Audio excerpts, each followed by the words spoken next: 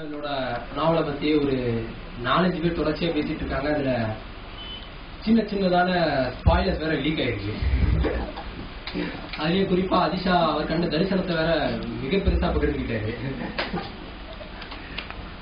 இந்த நாவல் வந்து நான் பிருகநிலைக்கு முன்னாடியே நான் எழுத ஆரம்பிச்ச நாவல். இந்த அஞ்ஞாத வாசகர் நாவல் கிட்டத்தட்ட இதுதான் என்னுடைய முதல் நாவல். ஆனா திடீர்னு நடுவுல ஏற்பட்ட சின்ன சின்ன மாற்றங்களாலதான் நான் பிருகநிலையை எழுத ஆரம்பிச்சேன். அதுக்கப்புறமா சாம் தான் என்கிட்ட சொன்னாரு, நட்டுநில போட்டி வைக்கிறாங்க, போட்டியில கலந்துக்கன்னு. ஒரு 60 பக்கம் வந்து இந்த அஞ்ஞாத வாசம் முடிஞ்சிருந்து நான் கைப்பட எழுதுனேன். ஏன்னா அப்ப என்கிட்ட லேப் கிடையாது, சட்டமும் தெரியாது. இந்த அஞ்ஞாத வாசத்தை வச்சு டைப் பண்ண கதை அப்படியே கண்டினியூ பண்ண எழுதி வெளியே வந்தது தான் இது. இந்த அஞ்ஞாத வாசத்துல வந்து நான் சில பகுதிகளை எழுதி டிலீட் பண்ணேன்.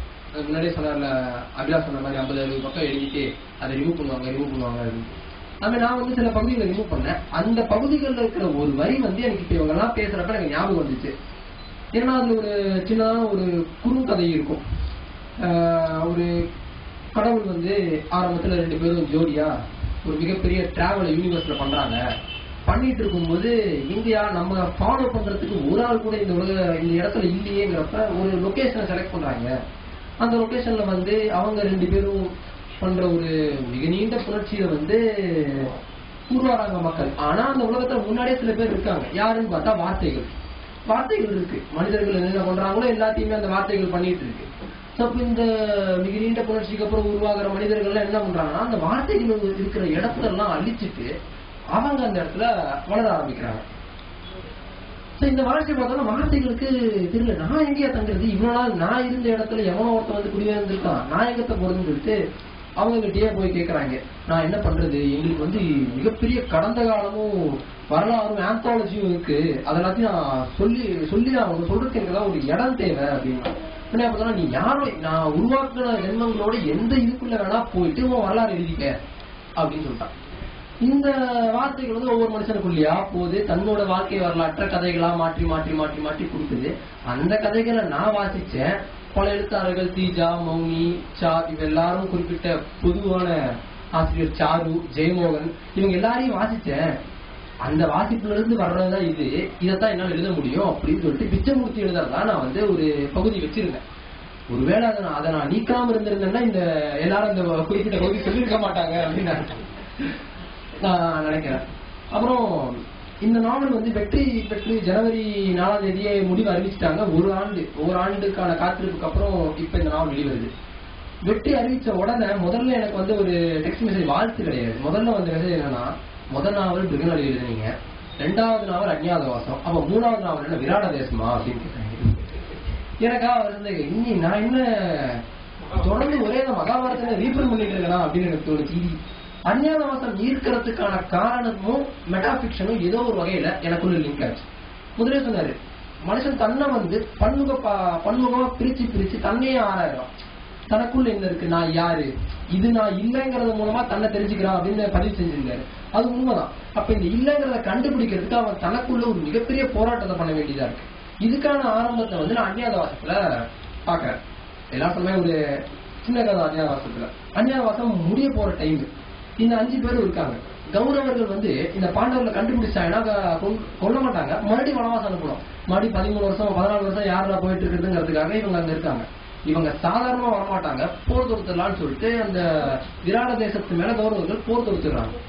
போர் தொடுக்கும்போது அந்த விராட தேச மன்னனோட மகன் உத்தரன் என்ன சொல்றான், எனக்கு பயமா இருக்கு, அவங்க பெரும்பட என்னாலும் அழிக்க முடியாது அப்படின்னு சொல்லிட்டு பயப்படுறான். அப்ப பாஞ்சாலி வந்து அஞ்ஞாதத்துல இருக்காங்க, இங்க ஒரு இன்விசிபிள் ஸ்டேட், அவதான் பாஞ்சாலிங்கிற தெரியக்கூடாது. சோ அவன் வந்து அந்த புறத்துல ஒரு பணிப்பெண்ணா இருக்கா. அவன் போய் ராஜாட்டா சொல்றான், என்னையா நீ பயப்படுற, பிருகநிலைன்னு ஒருத்தன் உன்னோட கோட்டைக்குள்ள இருக்கான், அதான் அர்ஜுனன். ஆனா இவ போய் சொல்றா, பாஞ்சாலி போய் சொல்றான், பிருகநிலைன்னு ஒருத்தி இருக்கா, அவன் அர்ஜுனன் கிட்ட வித்த கத்தவ, அதனால நீ போய் உத்தரனுக்கு தேரோட்டவையே அவன் ஜெயிச்சுட்டு வந்துடுவான் அப்படின்றான். இந்த ஒரு சின்ன கான்செப்ட் எனக்கு ரொம்ப பிடிச்சது. ஏன்னா பிருகநிலை தான் அர்ஜுனன், அது 2மே பாஞ்சாலிக்கு தெரியும். ஆனா அதே டைம் அவன் அந்த கேரக்டர் வந்து அசாசினேட் பண்றான். உருவாக்கப்பட்ட கேரக்டர் வந்து பிருகநிலை, ஆனா ஒரிஜினலா இருக்க கேரக்டர் அர்ஜுனன்.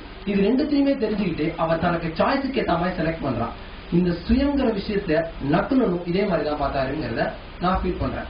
நக்குலன் நாவல்கள் படிக்கும் போது அசைதன பொருட்கள், இந்த நான் லிவிங் திங்ஸ், சுத்தி இருக்கிற அசைதன, பூனைக்குட்டியை பார்த்து பேசுறது, பூனைக்குட்டி கிட்ட கவிதை விமர்சனம் பண்றது, அப்புறம் ஒருத்தன் டெய்லி வந்து பெல் அடிக்கிறான், நானும் கை காட்டுறேன், அவன் போயிடுறான் அப்படின்னு சொல்றது. சோ ஒரு மௌனத்தை அவர் உருவாக்குறாரு. இந்த மௌனம் எதுக்காக உருவாக்கப்படுது அப்படின்னா, நான் எந்த நானை நான் செலக்ட் பண்ணிக்கணும், நான் என்னவா இருக்க விரும்புறேன், ஆனா நான் என்னவா இருக்கேன். இந்த ரெண்டே ஒருத்தனுக்கு வேற வேற விதமா தெரியுது. சோ இந்த விஷயத்துல இருந்து நான் என்னை சுத்தி இருக்கிற அந்த காலேஜ் லைஃப் நான் பார்க்க ஆரம்பிச்சேன். என்ன சுத்தி இருக்கிற காலேஜ் லைஃப் பார்க்க ஆரம்பிக்கிறப்ப யாருமே இந்த ஒற்றைப்படையில இருக்கிறதே கிடையாது. அவன் ஒண்ணு நினைக்கிறான், ஆனா அந்த கிளாஸ்ங்கிற அந்த ஒரு அடைக்கப்பட்ட சுவருக்குள்ள அவன் வேற மாதிரி இருக்கான். ஒருத்தன் மேல தேவையில்லாத ஒரு வன்முறைகள் சொல்றது, காரணமே இல்லாத வன்முறை. இது வரைக்கும் கல்லூரிகள்ல எத்தனையோ சண்டைகள் நடந்திருக்கும். இங்க இருக்கிற எல்லாருமே கல்லூரி படிச்சு வந்திருப்பீங்க, எல்லாருமே ஒரு விதமான சண்டைகளை பார்த்திருப்பீங்க கல்லூரிகள்ல. கொஞ்சம் யோசிச்சு பாத்தீங்கன்னா எந்த சண்டைக்குமே ஒரு காரணம் இருக்கு. ஒரு உப்பு சப்பு இல்லாத காரணத்துக்கு இத்தனை பேர் சண்டை போடுறாங்க. ஒரு அந்த நிகழ்ற அந்த விஷயம் ஒரு ஆணித்தரமான விஷயமா இருக்கு. ஆனா அதுக்கான மையே அதிகாரமா இருக்கு. இந்த அதிகாரத்தை டெக்ஸ்ட்ல கொண்டு வந்தா எப்படி இருக்கும் அப்படிங்கிறப்பதான் மெட்டாபிக்ஷன் அப்படிங்கிற விஷயம். ஆனா இது நான் எழுதின பிறகுதான் இதை நான் தேட ஆரம்பிச்சேன். நான் பாட்டு தொடர்ச்சியா இந்த நாவல் அந்த வடிவத்துக்காக எழுதப்பட்டதுன்றாங்க. எனக்கு அப்படி டு பி ஃபிராங்க் சொல்லணும்னா, நான் பாட்டு தொடர்ச்சியா எழுதினாதான் இந்த ஒவ்வொரு அத்தியாயம் தொடர்ச்சியா அப்படியே வந்ததுதான் இந்த அத்தியாயங்கள் எல்லாமே. எழுதின பிறகு தேடும் போதுதான் தோணுச்சு, இப்ப நாமளே நாமளே எனக்காக நான் டிஃபைன் பண்ணிக்கணும் போல இருக்கு அப்படின்னு சொல்லி தேடும் போது இந்த மெட்டாபிக்ஷன் கண்டுபிடிச்சேன். மெட்டாபிக்ஷன் இப்ப மட்டும் உருவானது கிடையாது. நம்மளோட இதிகாசங்கள், ஒவ்வொரு நாட்டோட இதிகாசங்களுமே உருவாயிருக்கு. ஒருத்தன் எழுத வரான் அப்படின்னாலே டக்குன்னு அவன் சொல்றது, நான் என் லைஃப்ல என்னென்ன விதமா இருந்திருக்கேன். சோ தன்னோட சுயத்தை அவன் இன்டர்பிரட் பண்ண பாக்குறான். இந்த இன்டர்பிரிட்டேஷனை அவன் பிரதியா கொண்டு வர பாக்குறான். அப்ப இந்த இன்டர்பிரிட்டேஷனை தான் நான் மெட்டாபிக்ஷன் நினைக்கிறேன். மெட்டாபிக்ஷன்ல ஒரு புனைவான ஒரு கதையை உருவாக்கிட்டு அந்த புனைவனோட எழுதுறவனே உள்ள போந்து இது எதுக்காக பண்ணணும் அவங்க கேட்டாங்க. எதுக்காக தமிழ் சூழல்ல இந்த மாதிரி இது வேணுங்கிறது. சமீபத்துல நான் இங்க இருக்கிற ஆசிரியர்களோட கதையை எடுத்துக்கலாம். சமீபத்துல அடவி இதழில அந்த தேவி பாரதியோட கதை கருப்பு வெள்ளை கடவுள் கதை. அதாவது ஒரு நெடுங்கதை, கிட்டத்தட்ட ஒரு 20 பக்கத்துக்கு நீடும். 10 பக்கம் வரைக்கும் ஆணித்தரமா ஒரு விஷயத்த அவர் நிறுவுவார். 10 பக்கம் வரைக்கும் நிறுவுவார். காமராஜர் ஏற்படுத்தின பாதிப்பு, அது பல்வேறு மக்களுக்கு என்ன விதமான பாதிப்பு எல்லாம் கொடுக்குதுன்னு 10 பக்கத்துக்கு நிறுவிடுது. அந்த 10 பக்கத்தை வச்சுட்டு நீங்க க்ளோஸ் பண்ணி அந்த அளவீதியில ஒதுக்கி வச்சிட்டீங்கன்னா தேவி பாரதி உங்களுக்குள்ள ஒரு ஃபுல்ஃபில்டு ரைட்டரா இருப்பாரு. ஏன்னா ஒரு நல்ல கதை சொல்லிட்டாரு. ஒரு நல்ல கதை சொல்ற, பல்வேறு வன்முறைகள் இருக்கு, ஒரு காமராஜால் ஈர்க்கப்பட்டது இருக்கா, இந்த விதமா ஈர்க்கப்பட்டதுன்னு சொல்றாங்க அப்படின்னு சொல்லிட்டு ஒரு ஃபுல்ஃபில் மைண்டோட அந்த புக்கு ஒதுக்கி வச்சிருக்கீங்க. ஆனா 11வது பக்கத்துல அவர் ஒன்னே சொல்றாரு, இவ்வளவு நேரம் வந்தவங்க ஏன் ஒரு நாடகத்தோட கதாபாத்திரங்களா இருக்கக்கூடாது அப்படின்னு. அப்ப இந்த ஒற்றை வரி எழுதுறது தேவி பாரதி. இவ்வளவு நேரம் ஒரு கதை சொல்லிட்டு இருக்காரு. ஆனா இந்த ஒற்றை வரையில தேவி பாரதி இந்த ஒரு வரையில மட்டும் வந்துட்டு அவர் விலகிடுறாரு. நீ ஏன் இந்த எல்லாமே நாடகத்தோட கதாபாத்திரங்களா இருக்கக்கூடாது. ஆனா விலகின பிறகு வாசகனோட புரிதல் முழுமையுமா மாறி அவ்வளவு நேரம் நிறுவப்பட்ட ஒரு கருத்து உடஞ்சு போகுது. இனிமே நான் ஏன் இந்த கதையை நம்பணும், நான் எதுக்கு நம்பணும்? காமராஜரை பத்தி இவ்வளவு நேரம் 10 பக்கம் சொல்லிட்டு இருந்தாரு, சரி உண்மையா இருக்கும், இவ்வளவு பண்ணிருக்காரு, இந்த எனக்குள்ள இவ்வளவு பாதிப்புனா தமிழ்நாடு இந்த மாதிரி நிறைய பேருக்கு பாதிப்பு ஏற்படுத்திருக்கலாம் நம்பினா அது ஒரு நாடகத்தோட கதாபாத்திரம் வைக்கிறப்போ நான் ஏன் நம்பணும் அப்படிங்கிற ஒரு கேள்வி உருவாது. ஆனா அவர் கதையை முடியாது சொல்லிட்டு அப்ப இந்த கேள்விகள் மறைஞ்சிருக்கு. மெட்டாபிக்ஷன் ஒரு டெக்ஸ்டை இன்டர்பிரட் பண்றது மூலமா நூதனமான பலவித கேள்விகளையும் நம்பகத்தன்மையும் புரிதலையும் சவால் விடுது. இந்த சவால் விடுற இலக்கியங்கள் சமீபத்துல குறைவான அளவுல தான் வந்துட்டு இருக்கு. ஆனா இதுல ஒரு புதிர்த்தன்மை எப்பவுமே இருக்கு. வாசகன் ஒரு புக்க, ஒரு நாவல, ஒரு பிக்ஷனை கையில் எடுக்கிறாங்கிறப்ப கதை என்ன அப்படின்னு அது ஒவ்வொரு பக்கமும் தேடிட்டு இருக்கா, என்ன கதையா இருக்கும் அப்படின்னு சொல்லிட்டு இப்ப ஒரு சின்ன இதா வச்சுட்டு அவன் அந்த வாசகனை கதை இருக்கு கடைசி வரைக்கும் கதையை தேட வச்சா அது எப்படி இருக்கும். ஆனா அதுக்குள்ள எண்ணற்ற கருத்துக்களை நீங்க சொல்லிட்டே போலாம்.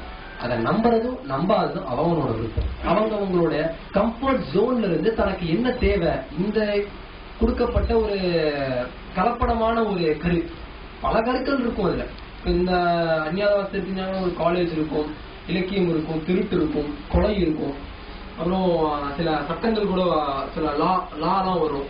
சோ அப்ப இந்த இத்தனை விஷயங்கள் இருக்கிறப்ப உனக்கு எது நம்பகத்தன்மையா இருக்கு, எது உணர்வுபூர்வமா இருக்கோ அதை எடுத்து கடந்து போற. ஆனா பிடிக்காத விஷயங்களை டக்குன்னு ஒதுக்கி வைக்கிறத விட அது தானே கடந்து போயிடுது. இந்த விதமான ஒரு எளிமைத்தன்மையை மெட்டாபிக்ஷன் தருது. அதே மாதிரி ஒரு லீனியர் டெக்ஸ்ட்ல ஒரு நாவல் என்னென்ன உணர்வுகளை தருமோ அது எல்லா உணர்வுகளையும் ஒரு மெட்டாபிக்ஷனும் தரும். ஆனா அதை அணுகும் போது அதிஷா கண்ட தரிசனம் மாதிரி பலவிதமான குழப்பங்கள் தான் நமக்கு வரும். ஆனா இந்த குழப்பங்கள் ஒரு தொடர்ச்சியான, இப்ப எம்ஜி சுரேஷை குறிப்பிட்டாரு. ஆனா நான் எம்ஜி சுரேஷ் இது வரைக்கும் வாசிச்சதே கிடையாது. அவர் எம்ஜி சுரேஷ் மாதிரி அந்த நாவலோட கடைசி அத்தியாயங்கள் அமைக்கப்பட்டிருக்குமோ அப்படின்னு கேட்டார். நான் எம்ஜி சுரேஷை வாசிச்சது கிடையாது. சாரு வந்து நான் வாசிச்சிருக்கேன். தொடர்ந்து வாசிச்ச ஒரு ஆரம்ப காலகட்டத்துல.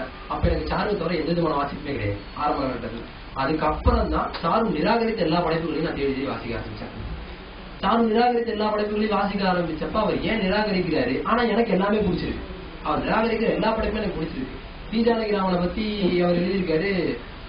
ஒரு வாட்டி மீட் பண்ண போனப்ப யூஆர் மாஸ்டர்பேட்டிங் வித் பேர்ட்ஸ் அப்படின்னு தாந்தியின் சிறுத்தை உள்ள ஒரு இது யூஆர் மாஸ்டர்பேட்டிங் வித் பேர்ட்ஸ் சொல்லிட்டு டி ஜானகிராமன் சொன்னாராம். டி ஜானகிராமன் பாப்பா உள்ள வா, நீ தான் முதல்ல என் வீட்டுக்கு வரணும் அப்படின்னு சொல்லிட்டு சாரு உள்ள விட்டுப்பாங்க. ஆனா என்ன வந்து டி ஜானகிராமனை கொண்டாடுறேன். நான் வந்து டி ஜானகிராமனை ரொம்ப கொண்டாடுறேன். ஏன்னா அவர் வந்து உணர்வுகளுக்குள்ள இருக்கிற விஷயத்த வந்து இன்டர்பிரட் பண்ணிட்டே போறாரு. மோகமுல் நாவல் எடுத்துக்கிட்டீங்கன்னா ஒரு சின்னோண்டு தங்கமாங்கிற கதாபாத்திரம் வருது, அழிஞ்சு போயிடுது.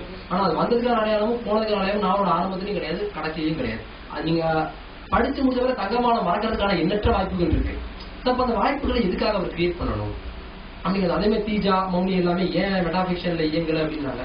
ஒருவேளை இந்த கல்லூரி தேவதர்சன ஒரு வாட்டி நேரில் பார்க்கும்போது தேவதர்சன் சொன்னாரு, மெட்டாபிக்ஷனும் நான் லீனியரும் மனுஷனோட இயல்புப்பா அப்படின்னு. ஏன்னா ஒருத்தனோட பேசிட்டு இருக்கும்போது மைண்ட் எங்கேயோ இருக்கும்.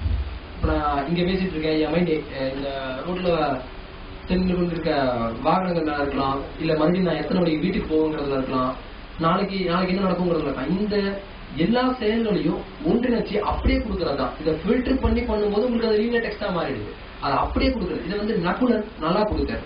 நக்குலன் என்ன பண்ணாருன்னா அந்த நினைவுகளை மட்டுமே கொடுத்தாரு. அதை அதுக்கான காரணிகளையும் அவர் எடுக்கல, அதோடைய விளைவுகளையும் அவர் எடுக்கல. என்ன எக்ஸிஸ்டன்ஸா இருக்கு, இந்த நினைவுகள் இப்போதைக்கு எனக்கு என்ன கொடுக்குதுங்கிறத நக்குலன் எடுத்தாரு. ஆரம்ப காலத்துல சாருவை நான் தொடர்ந்து வாசிச்சாலும் முன்ன குறிப்பிட்ட மாதிரி என்னுடைய குருங்கிறதுக்கு நான் 2வது ஸ்தானம் தான் சாரு கொடுப்பேன். ஏன்னா அவருடைய எனக்கு எண்ணற்ற படைப்புகளை வந்து அவர் அறிமுகப்படுத்தியிருக்காரு. அதே டைம் அவருடைய நாவல்கள் இருக்கிற கோட்பாடுகளை வந்து நான் அவரை நிராகரிச்ச படைப்புகள் மூலமா தான் நான் தெரிஞ்சுக்க ஆரம்பிச்சேன். நக்குலனை வந்து நான் ரொம்ப அவருடைய ஒவ்வொரு நாவல்களையும் நான் குறைஞ்சபட்சம் 2-3 தடவை நான் மீள்வாசிப்பு பண்ணிக்கிட்டே தான் இருக்கேன்.